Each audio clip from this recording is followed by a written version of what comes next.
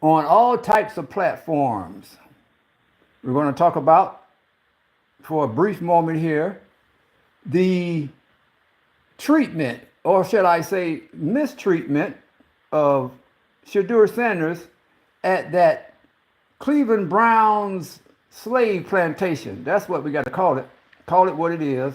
It's not a fair, meritorious camp where men are able to compete on an equal basis. Equal opportunity is not provided for the quarterback position at the Cleveland Browns. No, that is not the case.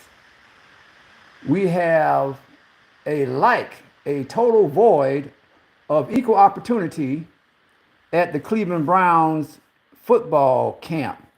No, what we have there is a profound example of white privilege. White privilege, where white boys are presumed to be superior because of their skin color. Yes, we have white privilege and systemic racism in full effect. Yes, at the Cleveland Browns NFL franchise, where Sheduer Sanders, who was predicted to be the number 1, 2, or 3 draft choice in the 2025 NFL draft, was not selected based on his performance because he outperformed every Saturday all quarterbacks throughout the United States of America. And America was extremely astonished and entertained every Saturday to see that young man do what he do. I myself played college football in the Big Eight back in the day, and I have never seen anybody with the skills of Sheduer Sanders. But let's get back to this quick observation and analysis of what's being done to Sheduer Sanders at that slave plantation being ran by Jimmy HASIAM and his gang of white supremacists. Yes, the plantation and the southern plantation and the overt effectuation of white supremacy and racial discrimination has not been seen on a football field since 1960, but it is wide open and overtly being manifested at the Cleveland Browns. Yes. Let's take a look at exactly what is going on, because when you look at who should be definitively starting as the quarterback in Cleveland, when you look at it from an objective point of view, when you look at the statistics and the performance of the quarterbacks, we see that Sheduer Sanders has outdone everybody, even the old veterans. Let's look at the statistics and see what is being done by who. When we look at Joe Flacco, we see that the last performance he had, he completed 54 passes out of 92. And that's about 60-something% completion. He had 3 touchdowns and no interceptions. That's by the veteran. Then let's look at Pickett. He had 23 receptions, completed passes out of 34. That again is about 60-something%. He had 3 touchdowns and 1 interception. Now let's look at Dillon Gabriel, the other white boy competing for the starting position at the Browns. Dillon Gabriel, who was drafted in the third round above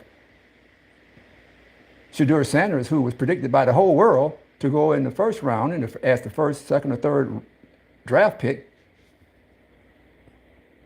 but was not drafted until the fifth round, 144. Dylan Gabriel was selected before the Sheduer Sanders. Let's see how Dylan Gabriel performed so far. He completed 62 passes out of 113 attempts. That's about 53% of completions. That's the lowest percentage of completions out of all the competing quarterbacks. And guess what? This man who was drafted above Sheduer Sanders, guess how many touchdowns he had? He had 4 touchdowns. But check this out. How many touchdowns he gave away? He had 2 interceptions. 2 interceptions. Dylan Gabriel only completed about 54% of his passes that he attempted. Now let's look at the only black quarterback, Sheduer Sanders, who is competing against these 3 white boys. How did the one black quarterback perform compared to the 3 white boys he's trying to compete against? Sanders completed 49 passes out of 70 attempts. Ladies and gentlemen, he completed 49 out of 70 attempts. That's the highest percentage of completions. That's in the 70s, about 74%, far above Flacco and Pickett, the 2 white old men who are veterans. He outperformed the 2 white old veterans, in addition to this white privileged boy called Dylan Gabriel. The one black quarterback, Sheduer Sanders, has outperformed and objectively has merited the number 1 starting position. When you look at the objective statistics and analyze this thing objectively based upon his merit, it is undisputably and unequivocally shown that that Sheduer Sanders has earned the number 1 starting position. But because he is at a NFL franchise that is owned and operated by a white man whose mindset is equivalent to white slave plantation owners in the 18th century, the white boys are given deference and credit that they do not deserve based upon their skin color. Yes, that's the raw truth that nobody is willing to express. They come up with all these different reasons to try and be politically correct and to dress up this nefarious behavior being displayed by Jimmy Haslam and his administration of gangsters. Yes, this is the truth, and everybody knows it. It is insulting to all fans for Jimmy Haslam and his head coach and everybody else involved to try and convince us that what we see is not what is being observed. No, it is a profound disrespect for Jimmy Haslam and his gang of clowns at the Cleveland Browns to try and convince us that these other 3 quarterbacks are more qualified than Sheduer Sanders. The man has outran, outthrown, and outperformed them without any doubt. And for these fools to sit up there and get on national TV and say something totally contrary to what we have seen with our own eyes, it's just a shame. It's a shame that this type of overt racial discrimination still continues to exist in America in 2025. But I'm here to tell you the truth and not hide behind all types of other untrue and misrepresentative narratives. I'm giving you the true narrative. What you see is what you get. And the fans of the Cleveland Browns, particularly the black fans, should not sit back and tolerate this type of oppression of a black man who has proven himself to be the superior quarterback on that team. Black fans in Cleveland Browns, you need to stand up and protest, boycott this white man's plantation in your neighborhood. Do not allow these people to continue to get away with this systemic racism and this nefarious behavior that has oppressed and suppressed our people for so long. Nope.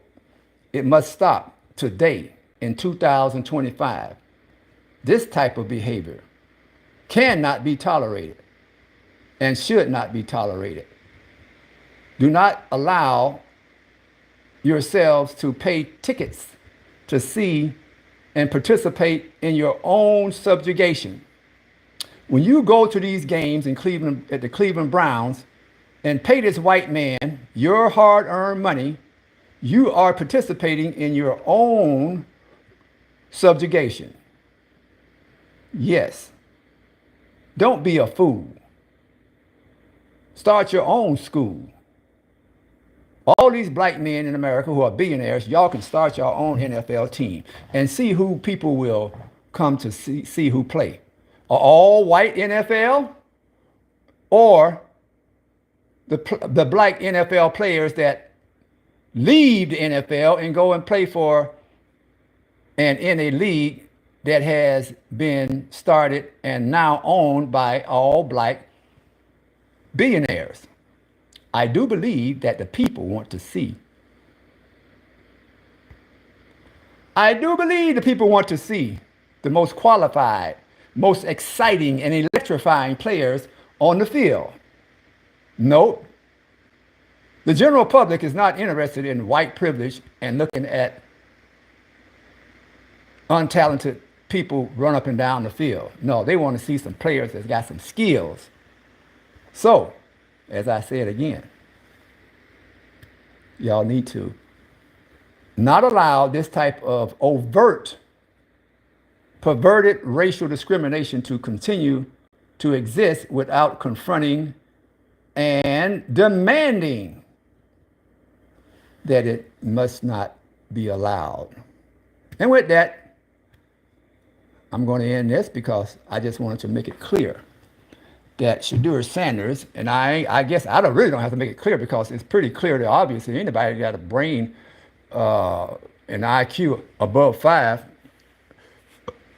a third grader wouldn't have to be convinced that Sheduer Sanders is the most qualified when you look at his performance compared to his white counterparts. It is a shame. And with that, don't look at another game if Sheduer is not starting, because justice matters.